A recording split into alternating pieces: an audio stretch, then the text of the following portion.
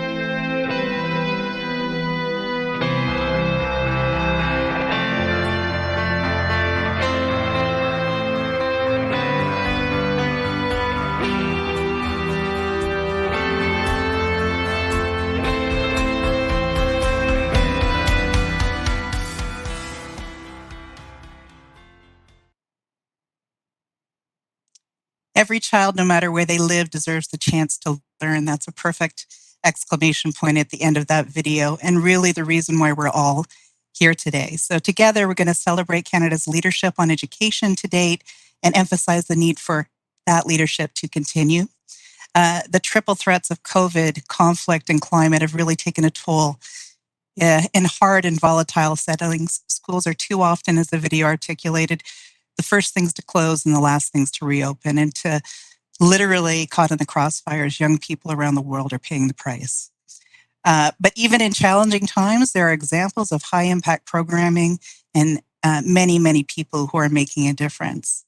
In 2018, as an advocate working hard alongside many others to push for Canada's leadership on education, especially in emergencies, I was thrilled to be a part of the momentum that led to the historic Charlevoix Declaration at the G7 Summit in Quebec that leveraged over $3.8 billion towards quality education, especially for girls, adolescents, and women. And our first speaker, Christopher McLennan, had a front row seat on that initiative as Canada's G7 Foreign Affairs sous Sherpa for the Charlevoix Accord, and is the current Deputy Minister of International Development and a personal representative for the Prime Minister for the G20. Hi, Chris. So, Chris, I have just a couple of questions I'll throw at you and let you respond. Why has Canada made education, including education for refugees and internally displaced persons, a top priority? And what needs to happen next? How can we work together to sustain the momentum that will be coming out of this summit? Thank you. Thank you very much, Chris. And it's great to see you. I'm sure there's other people, but I'm only seeing you on my screen. Not a technical glitch, just just the way we're set up. Maybe let me begin as you have, acknowledging that I'm speaking to you from the traditional unceded territories of the Algonquin and Anishinaabe people. So why did Canada make education a top priority in 2018 and before that and since then? So as many of you probably know, I've been working in the international development space for many years. And, I've been involved in many initiatives, health initiatives, food security initiatives.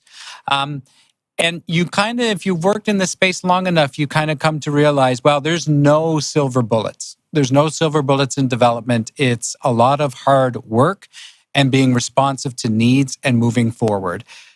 But if there ever was a silver bullet, it has to be education. And that was something that I've always said. There's no moving forward on anything without education. Education is a human right.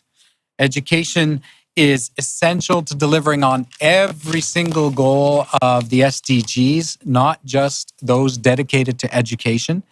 And education is key to peace and security. It's key to gender equality.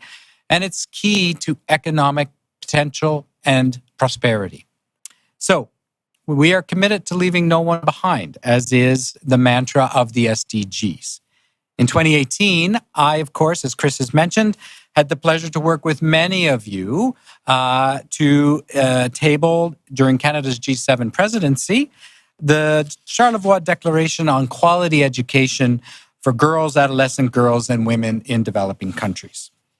Your advocacy and help in defining what was the problem, what could Canada bring to the table, and how could we work with our partners at the G7 table and well beyond the G7 table, quite honestly, how could Canada use that table to actually make sure and leverage that the good work that we know was required got focused in on where it was most needed.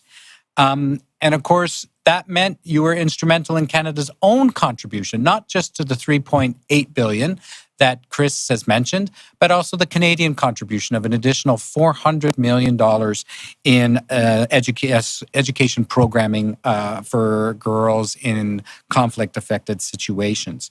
It was also a direct precursor of our summit today. It was a direct precursor of the Together for Learning campaign that we've developed. So when we speak of Canadian leadership, it is not just the Government of Canada that we're talking about, it's the entire Canadian family. It means our CSOs who are active in the space. It's our academics who are supporting us and giving us the good advice that they do. It's not just the Government of Canada that's made it a priority, it's all of us together. In terms of what next, there's so much more that needs to be done and so much more that we can do. And this is year 2 of a 3-year campaign. And so I look forward to the events that we have that are upcoming. This summit is a bit of a high watermark over the past year. It's been, I know, difficult to get this summit off the ground given COVID and the challenges of organizing such an event online. But it's been a great success so far. And I think it's going to really provide us with that momentum we're looking for to drive us into the Education Transformation Conference that the United Nations is planning, UNICEF is working on for the fall, and for the Refugee Education Council planned for next year. The Global Refugee Forum that's planned for 2023. So we intend to continue to work with the Refugee Education Council that was established for Together for Learning, and we want to do so, connect with Canadians more on these issues.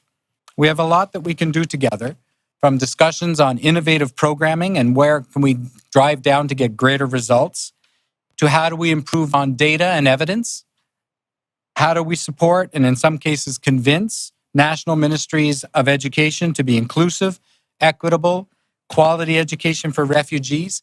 I had the great pleasure at an earlier session today to listen to the Minister of Education from South Sudan, who not only explained the difficulties and the challenges that her government faces in meeting the needs of refugee children and internally displaced children in her country, but also noted how they're doing this while dealing with flooding and the impacts of climate change and literally flooding of schools.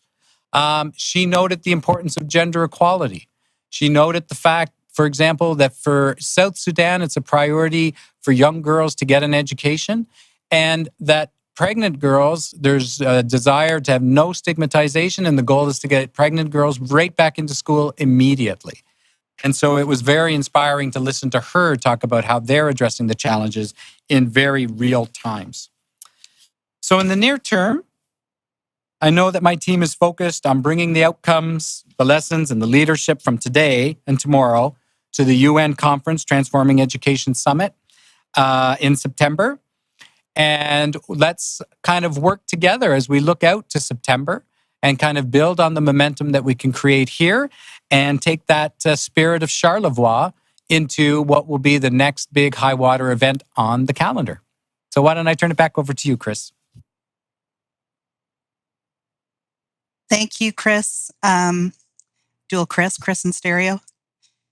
Thank you very much for setting the scene for our discussion today, for that context setting, for your own personal commitment, which I know is robust for these issues and many others, and for kind of articulating how the dominoes have been lining up from Charlevoix to today, to the summit in September and beyond, ultimately, of course, needing to prioritize impact in the world. So thank you for that.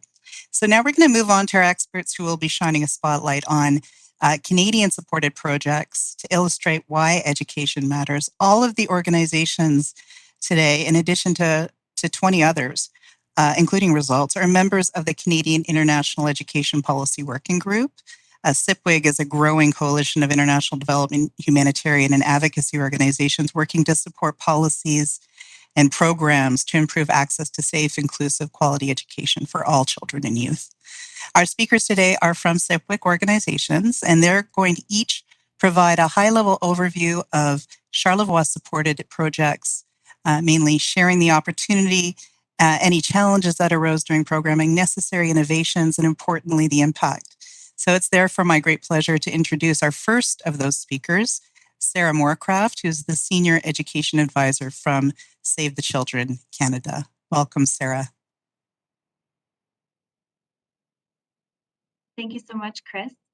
So I wanted to speak to you about our Beyond Borders program in Colombia. Colombia faces the second largest migrant crisis globally, with both Venezuelan refugees and internally displaced populations. This crisis, combined with strict COVID-19 lockdowns, has strained the Colombian education system and created massive learning losses and risks of dropout for girls and boys. Regions at the border also face high levels of sexual and gender-based violence, particularly for girls, as well as recruitment of children by armed groups.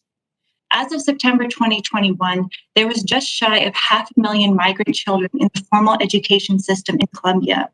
One such child is Marilee, who at the age of 13, her and her family were forced to leave Venezuela due to the economic collapse and took refuge at the Colombian-Venezuelan border.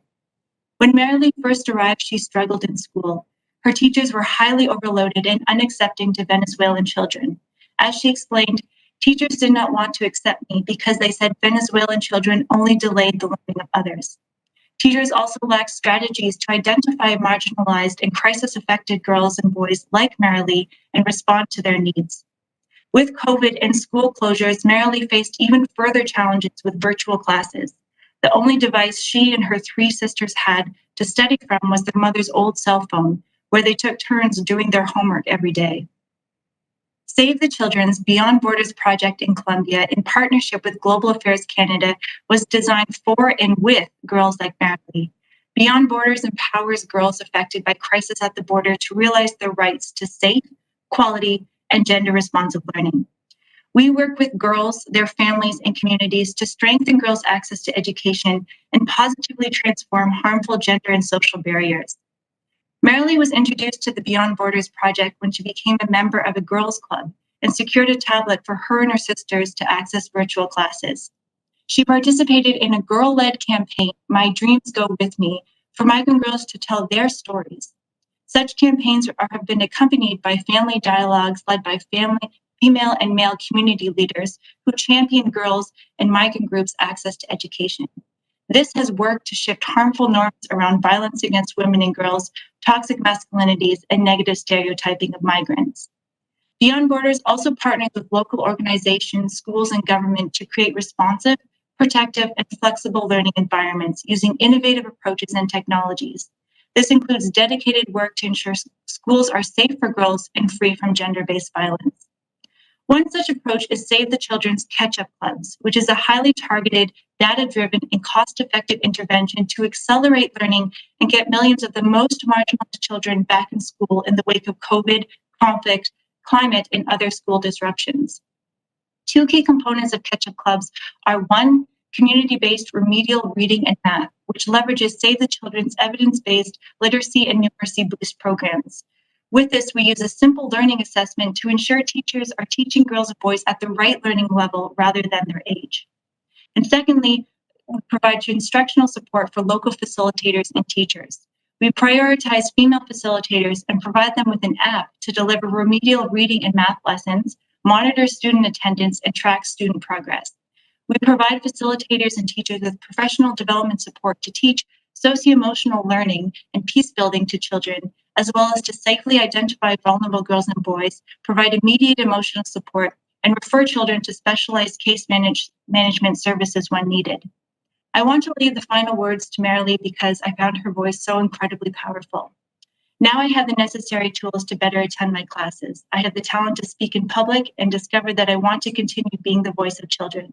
I am learning so much with the Beyond Borders project, especially on the rights of girls and boys, because we must demand our rights. Thank you so much, and back to you, Chris. Thank you, Sarah, for that inspiring story of that program, and also for channeling the words of Marilee. Now we're going to move on to hear from the Chief Programs Officer from World University Services of Canada, Catherine M. Jenkins. Catherine, over to you.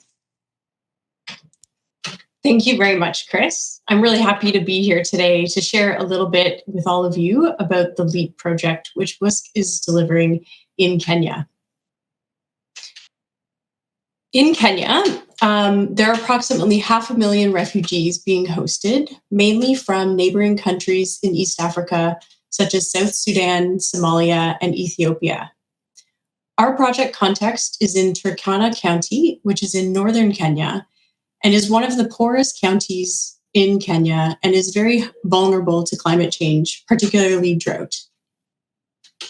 In response to a new influx of displaced people from South Sudan, the government of Kenya and UNHCR established the Kalobeyei settlement in 2013.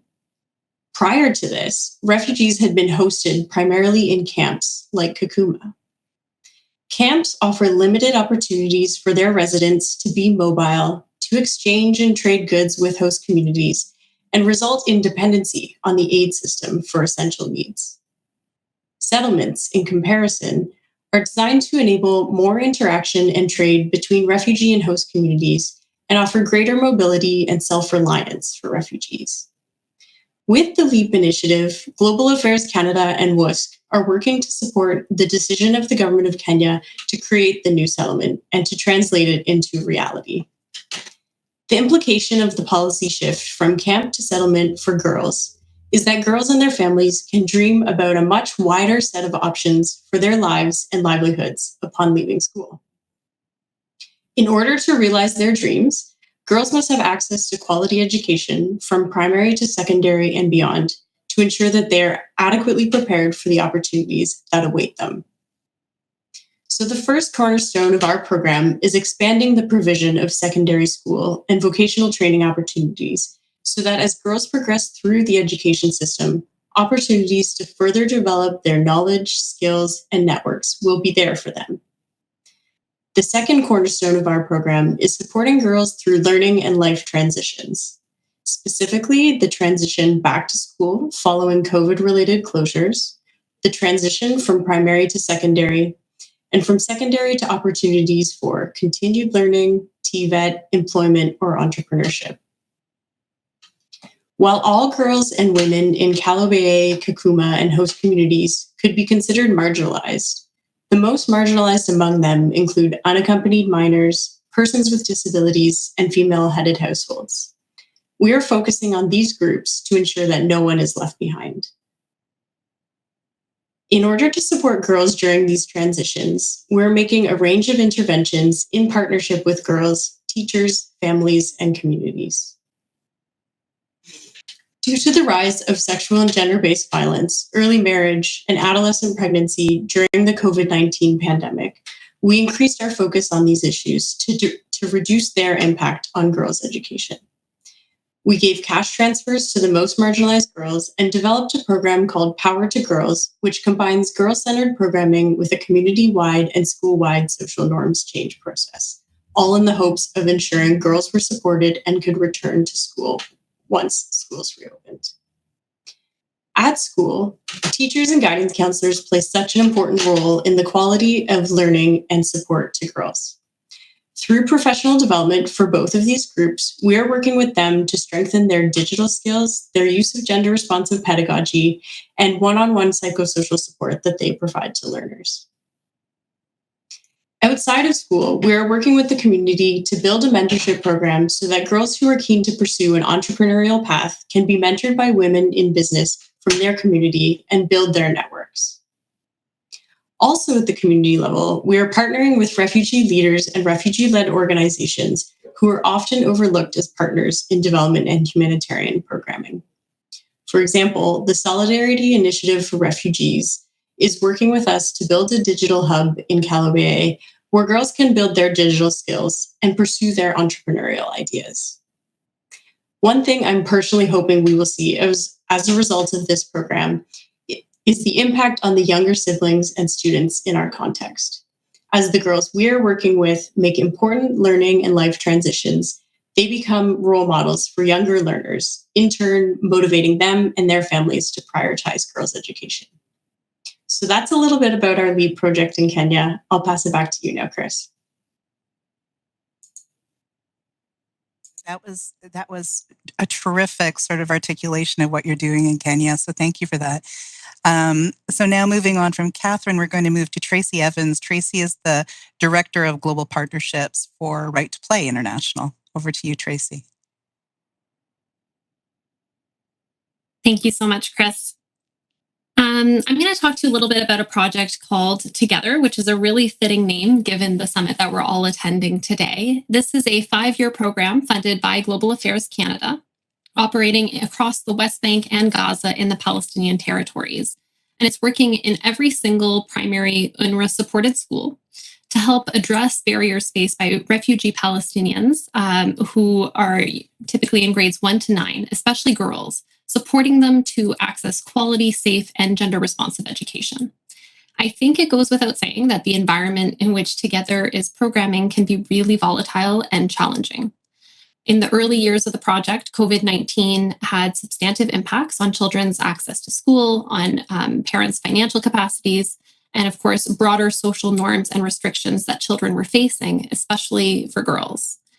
And then unfortunately in 2021, right as COVID-19 restrictions were preparing to ease and schools were ready to reopen their doors, the Gaza war took off, which brought forth a whole new set of challenges, from children not being able to leave their homes because of security concerns, to schools actually being destroyed or repurposed to house families who had lost their homes. So we're working in a context like Gaza, where more than 50% of households live below the poverty line, and more than 65% of children are reported to suffer from psychological distress. I think one of the unique features of the Together program is the fact that it's partnering with UNRWA, the United Nations Relief and Works Agency for Palestinian Refugees. And through UNRWA and with Together, we're working in every single UNRWA-supported school in Gaza and West Bank. That's 370 schools. And that means that every 1st to 9th grader who's receiving an education through UNRWA in Palestine is being touched by the Together program. What I think is particularly unique about this project is its specific focus on children's psychosocial well-being and their mental health. We are acutely aware that if parents don't think their children will be safe when they go to school, they're not going to let them leave the house. And we also know that when kids themselves go to school but they don't feel safe, protected, comfortable, they will not be focusing on a blackboard or what their teachers are telling them. They're not going to absorb the lessons that we're teaching them. One of the challenges that organizations like Right to Play and educators themselves often face in these volatile contexts is the fact that they need to provide psychosocial support to children, but often the training that's required to provide that support is really relegated to highly trained professionals who are few and far between in these contexts and often don't have the bandwidth or the capacity to meet the immense needs that are being asked of them across these countries. That's why for Together, we've placed a really important emphasis on training teachers and head teachers and school counselors on play-based approaches to supporting children's psychosocial well-being. Paired with this, we also recognize how important it is for kids themselves to play a really active role in their own and their peers' well-being. And that's why we've actually invested in developing a peer-to-peer support model, which enables girls and boys to engage in activities and games that really promote relationship building through the development of social skills like empathy and collaboration. And it provides opportunities for leadership and emotional skill development in a safe and an inclusive environment. So I just want to close by really contextualizing what peer-to-peer based psychosocial support can look like in these kinds of contexts and in practice by sharing an example of one of my favorite Right to Play activities, which is called the Shooting Star Jar. So in this activity, a jar or a container is circulated in a classroom or across a group of children, and they can each write or draw a happy memory or something that really makes them smile. And whenever a child in that classroom or that group is feeling sad, lonely, or scared because of the context in which they're living, they go to the jar and they pick out one of those pieces of paper, a happy memory, something to uplift them, to remind them of the good in the world, and that they can actually discuss with their friends. These interventions do not have to be super complicated or extremely expensive, but they can be immensely powerful in providing children with outlets of joy in the middle of a very challenging crisis and in helping them actually engage in conversations about what and how they're feeling and to talk about that in a safe manner with their peers. So I'll leave it at that for now and just hand it back to Chris. Looking forward to the conversation. Thanks. Thank you so much. We could all use some outlets of joy. And I love that story and that image of the shooting star jar. So thank you for sharing that. Now, thank you, Tracy. And finally, our last but certainly not least expert speaker for this session of the session is Annie Bodmer-Rai. Annie is the Director of International Policy and Programs with UNICEF Canada. Over to you, Annie. Thanks so much, Chris. I'm going to be speaking today about UNICEF Canada's Back to School Better project, which is a multi-country project that was designed to increase gender equality and promote the empowerment and education of refugee and displaced girls in Burkina Faso, Mali, and the DRC during the COVID-19 pandemic. We know that conflict and insecurity in West Africa had already led to mass displacement even before COVID-19. And then when the pandemic came, then led to mass school closures with millions more children out of school without access to distance or remote learning. So to ensure that we reached the children who were most at risk of being left behind, and in particular, refugee and displaced girls who faced specific barriers because of their displacement and their gender, we knew that we needed to design and bring to scale remote learning programs that used a mix of technologies. Our approach in the project was to address the barriers to the personal safety of refugee and displaced girls, as well as the cultural barriers that they face to accessing quality education in displacement and during COVID-19. And because we were working across 3 different countries, we knew that some schools would open sooner than others. So we had to provide a mix of activities to both support a safe and equal return to the classroom, as well as ensure that there's ongoing distance learning materials for girls who are still learning outside of school. So a couple of examples to illustrate a little bit. To reduce cultural barriers preventing displaced girls' access to education, we worked with community leaders and especially mothers' associations to increase community appreciation of the value of girls' education. We also worked, of course, with girls directly to support their empowerment and education through community outreach, safe spaces, and also materials to support their remote learning. And I'll just talk a little bit more about those materials. So in Burkina Faso, UNICEF provided solar-powered radios to support displaced girls' access to remote learning. We established listening clubs where small groups of girls could learn remotely together with the solar radios. And we were able to reach 25,000 displaced learners in Burkina Faso, as well as many more in other countries. We also partnered with a local digital technology operator to monitor the distance learning program and ensure that girls were not only using the radios and accessing education, but also actually learning. And then, as we know, it's not only children that need to be supported. When we look at education programs, it's also critical to support the teachers. And that's why we also use digital technologies to support teacher training at a distance. Where, for example, we recorded audio sessions of teacher training modules and distributed copies of these sessions using USB sticks so that teachers could also continue their training and their learning. And the part that I'd like to share that I'm excited about in this project that I haven't shared yet is the research we did to help us better understand what works to ensure learning outcomes for displaced girls in West Africa. The funding from Canada and our Canadian philanthropic partners for this research actually attracted funding from other donors and allowed UNICEF to pool larger amounts for a region-wide research initiative focused on the causes of risk and the causes of resilience amongst adolescent girls in West Africa. And that ultimately helps us understand and identify what works to improve learning outcomes for displaced girls as they transition into adolescence. So critical research that we were able to spread across the whole region thanks to Canada and Canadian partners.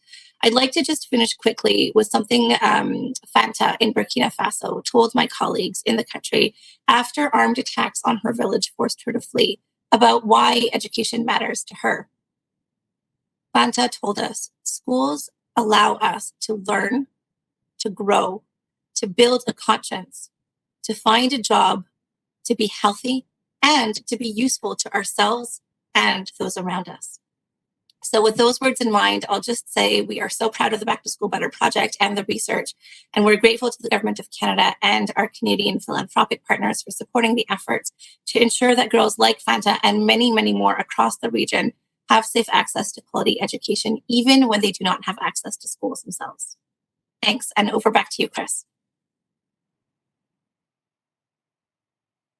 Thank you, Annie. And again, thank you for sharing Fanta's words, which are very inspiring. And, really thank you to Tracy, Catherine's, and Sarah as well for all of those terrific examples of impact. We're going to go to the audience now and encourage you to post. So I'm giving you a heads up to warm you up to get some questions thrown into the global chat box on your screens. But maybe as you're gathering your thoughts, maybe I'll throw it back to you, Annie, just a question directed to you. The situation in Ukraine is, it's obviously front of mind for so many of us right now. Could you tell us about how partners are responding to that crisis and how we might leverage the moment to ensure that the educational needs of Ukrainian children are not forgotten, but also children in other protracted crisis zones around the world? Thanks so much, Chris, for that question. And absolutely, Ukraine is so front of mind for so many of us right now. Just in terms of what partners are doing, humanitarian agencies like UNICEF and our partners, including many of the NGOs on the call today, we're all working around the clock in Ukraine and also in the neighboring countries like Poland, Romania, and Moldova. The situation for children, frankly, is getting worse by the hour. 1 month of war in Ukraine has led to 4.5 million children, more than half of the country's children, being forced from their homes. And that includes more than 2 million children who have crossed into neighboring countries as refugees, and then also 2.5 million children who are now internally displaced inside Ukraine. I'll just quickly touch on, the situation for these children, their access to safety and protection, to mental health and psychosocial support, and to education is critical. Inside Ukraine, access to education is actually life-saving. We know, for example, that thousands of explosive remnants of war are littered across the country. And the work that UNICEF and partners are doing to provide education for children and families on how to protect themselves against the risk of unexploded ordnance is life-saving. And beyond that, education also provides a lifeline for mental health support to displaced children. We heard those examples from partners today on the importance of mental health and how education can support that. mental health for displaced children who are traumatized by extreme violence, including attacks on their schools and their hospitals. And then also for children who have fled their homes, for those in Ukraine right now who are bunkering in metro and train stations to survive the bombs that continue to fall. And then for those who have crossed borders, in some cases on their own without family, education is being integrated with art therapy, with opportunities to play, to learn, to read, and to receive emotional support. So that is critical. And then I'll just say too that these are examples from Ukraine specifically, but of course, as we know, these types of interventions are critical for children and youth in so many contexts where we are seeing displacement today. And that's really why support from Canada, like the kind that was announced this morning, is so critical. From Venezuela to Mali, Jordan, Ethiopia, and the context that we heard about today in this session, Canada's support to education partners recognizes how critical education is, not just for children's learning, which is essential, but also to their survival, their protection, their mental health, and their well-being. Back to you, Chris. Thanks, Annie. I do have another question for you that I'm going to throw open to actually everybody, but this is in the chat box. It's from Michael Messenger, the CEO of World Vision Canada. The question for Annie was, you mentioned the research the team had started. Have you reached conclusions or made findings that were surprising or useful to adjust your approaches? I mean, that's a question for Annie, but also I throw it open to anybody on the panel. During the course of the projects that you articulated, were there any curveballs, and were you able to sort of look at those as open spaces and opportunities to generate even more impact than you might have imagined? So maybe back to you, Annie, for the response to Michael's question about the research, and if anybody else has any thoughts, please.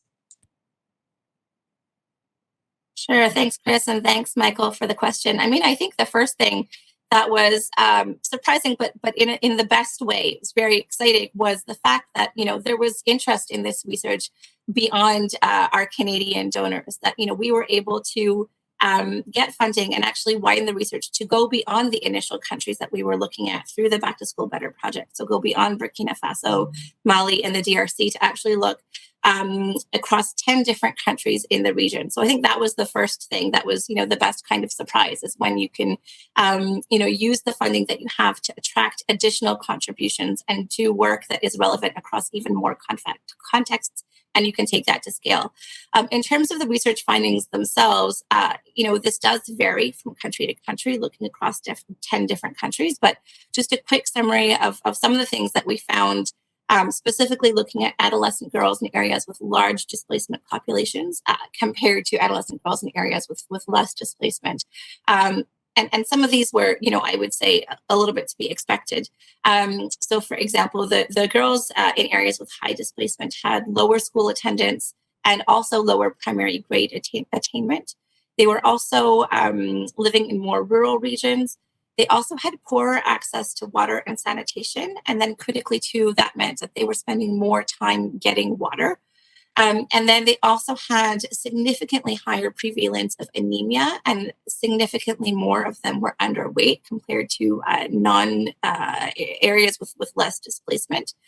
And these girls were also less mobile, including, for example, less mobile in being able to access medical help. And as we know so well in so many of these contexts, the linkages between gender-based violence and education, these girls were also less likely to be able to negotiate safe sex successfully, and also they had higher prevalence of child marriage. So that's just a quick snapshot of the research, and I'm happy to share the fuller research at length if that's of interest to partners after this session. Thanks, Annie.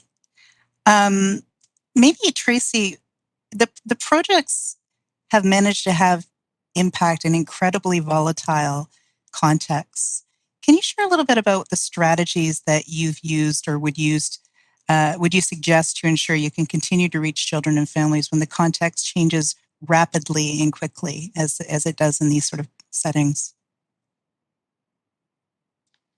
Yeah, thanks for the question, Chris. I mean, I've been thinking about this a lot actually over the last couple of years. And I think for me, when I look at the context that COVID-19 added into already really complex and volatile regions and situations, one of the biggest lessons I'm taking away is the need for adaptive and flexible funding to be built into projects, including and almost especially development projects that are operating in fragile contexts. the Together project is exactly an example of that. And to build that in from the onset, I think if we can do that effectively, it'll be a really big step towards, working in this humanitarian development nexus that we are often talking about. Usually when we design these like 4 or 5 year programs, we tend to set targets, right from the onset. We fully develop and allocate budgets that are completely spoken for. And that means that when unexpected crises emerge, we either aren't poised to respond to them, or we need to pivot our approaches and then cut budget from somewhere else in the program in order to respond to this emergency that there's no way we could have seen, 2, 3, 4 years before the designing phase. So when we design these 3, 4, 5 year programs, I think if we know we're going to be operating in a volatile, region, a fragile context, building in flexible funding models from the onset that allows us to rapidly deploy emergency earmarked resources if and when a crisis emerges throughout the life of the project could be extremely helpful. In COVID-19, what we saw was a lot of donors working to quickly mobilize and free up funds that they could add to existing projects. And that was extremely helpful in allowing a lot of Canadian civil society organizations and other partners globally to respond to the biggest educational crisis that we've seen in the history of the world. But I think doing that more consistently across all projects from the onset could be a really proactive, helpful way of supporting organizations to rapidly respond to emergencies that can't be foreseen, but that may also not be as widespread and as prevalent as COVID-19 to issue that kind of a response. Thank you for that flexible financing. So hoping and knowing that our GAC colleagues like Chris and others on the call, and also development ministries from all over, are paying attention to that, as it's obviously so critical given the context in which you're working. And maybe just one last question then. So we've heard all of you speak to the importance of gender responsive education. Can you give some concrete examples of what that really looks like in the classroom? Paint a picture for us. Maybe Catherine, could we start with you? Sure. Thanks, Chris. So I talked a little bit about gender responsive pedagogy, which is a key component of the teacher training work that we're doing with the Teacher Service Commission in Kenya. And this gender responsive pedagogy is helping equip teachers with skills to manage what are really large classrooms full of learners of all ages, pupil to teacher ratios over 100, close to 150. So this is a really big challenge. And so we're working with teachers to help them develop strategies for that, to manage their classroom. It also looks at the curriculum choices teachers are making, and the ways in which they are, engaging with female learners, who's sitting near the front, who's sitting near the back, how groups are getting made, who's getting called on, what examples are being used in the context of the curriculum. So it's really quite comprehensive. I would say another aspect of our gender responsive pedagogy and work with teachers, I think, and we were talking a little bit earlier about surprises or things that we kind of learned through our research work and our practice, would be a focus on teacher well-being, which I don't think was necessarily going to be a huge part of our gender responsive pedagogy, but became so important because, as we've been talking about so much today, the well-being of teachers and the psychosocial support that all people need, and the mental health of all people, teachers and learners, is so prominent for success in the classroom. And so actually our gender responsive pedagogy really focuses on teacher well-being, male teachers, female teachers as well.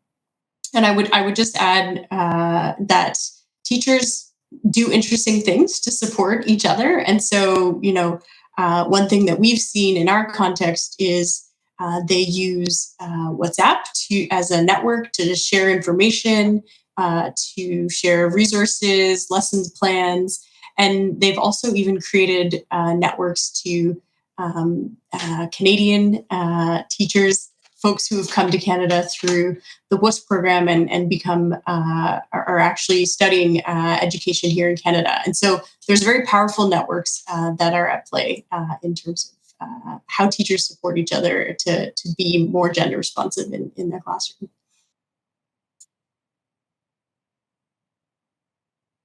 Thank you. Thank you, everybody. Thank you, Annie, Tracy, Catherine, Sarah, and thank you to Christopher for being here with us to kind of field those questions, to be a participant in the panel discussion that came before. So thank you so much for all of that. I think in the interest of time, we're going to switch gears and now think about the future, and how we can all continue to play a critical role in advancing global education. And I'm going to help get us into that conversation by introducing you to a leader in the sector, Jennifer Slawich, who is the Director of Policy and Stakeholder Engagement at Right to Play and co-chair of SIPWIG. She's going to outline what Canada can continue to do to demonstrate leadership and advance real impact in education. So over to you, Jennifer. Thank you so much, Chris. And really just want to give thanks to all of the wonderful women who gave us a really great snapshot of some of the life-changing projects that Canadian partners are implementing in support of the world's most vulnerable learners. I'm really proud to work alongside these really strong leaders in the sector. And these examples are truly bright spots in a challenging landscape that really inspire us to do more. So as Chris mentioned, in addition to my role at Right to Play International, I also have the privilege of co-chairing SIPWIG. And again, really proud to emphasize that what was presented here today is just a small sample of what Canada has to offer. And SIPWIG is a coalition of over 20 members, and we bring really deep technical and programmatic knowledge to this issue. And as part of our commitment to children and youth, we work alongside them, as well as their families and community leaders, to support access to safe, quality education. So to build on what Chris was saying, where are we going from here? Why are we sharing these examples with you? Because we want to show you that education matters and that Canadian leadership matters. And that's a story that's not getting shared widely enough or loudly enough. So for over a decade, I've been advocating for the universal right to education. And my conviction and drive to support this issue is because when we go into communities and talk to children directly, the message that we receive over and over again is that they want to be safe and they want to learn.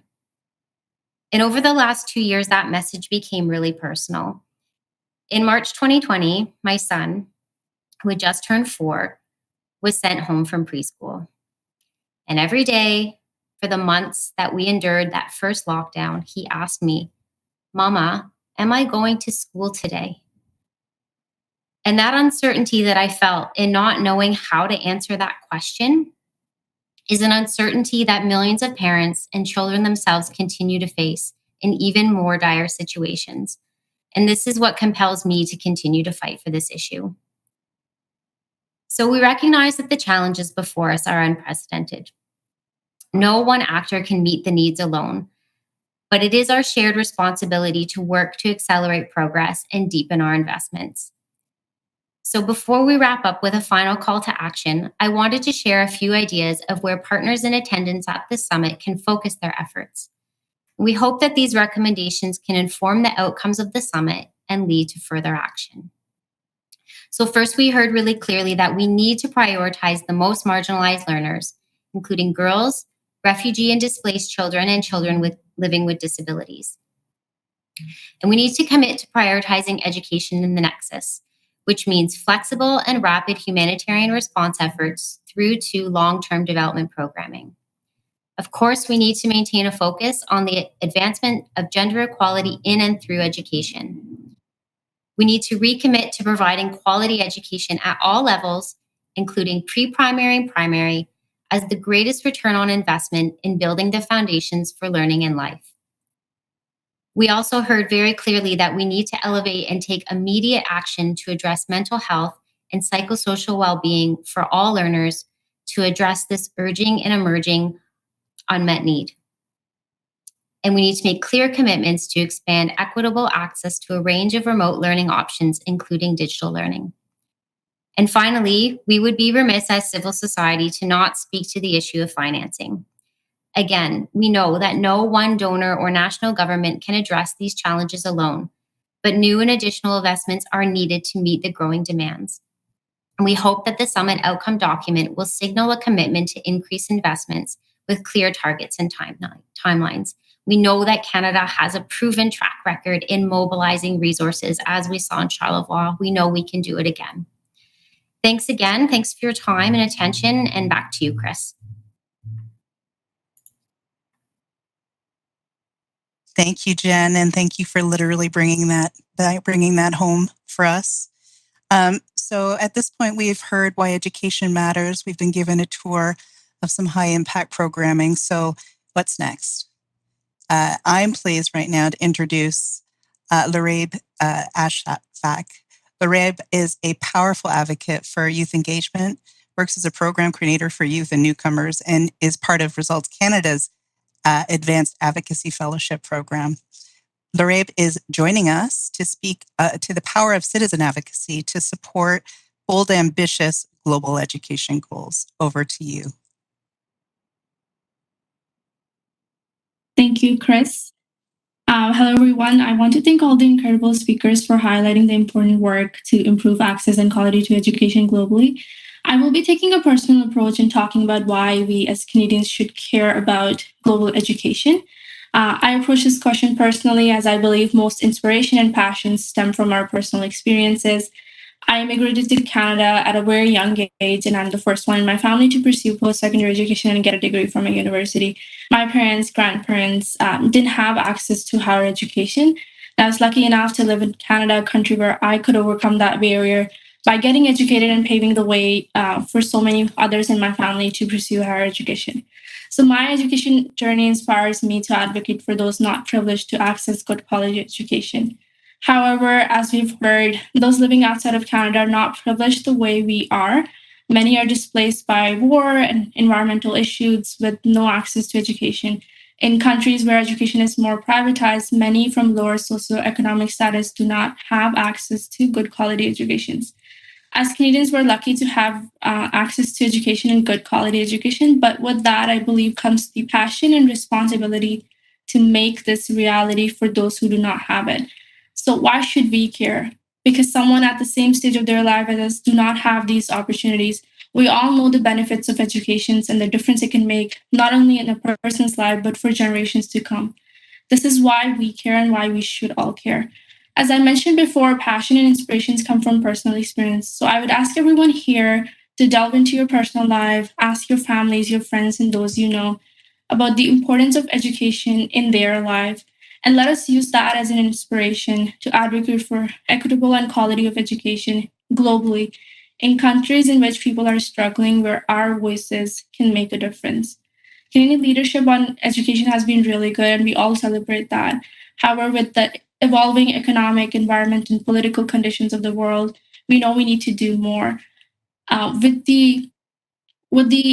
many countries now focusing on reopening and recovery after this pandemic, now more than ever, we need to amplify this message that education matters and get this message across to other Canadians so we can advocate and get Canadian leaders to commit more resources towards global education. As I conclude this session today, I just want to take a moment to address that we all go to many summits and conferences and we hear about different things, we learn about issues, and the question always lingers, what can I do as an individual and will it have an impact? We've all heard about education. Some of us know where our passion comes from and why we care. Now, the question is, what do we do with it? Every one of us have the power to raise our voice, and this doesn't mean talking. Raising our voice can mean engaging in some sort of action. And we all know the power of social media. So today, let us use our voices on social media, making our collective voice powerful enough to raise awareness and possibly create impact.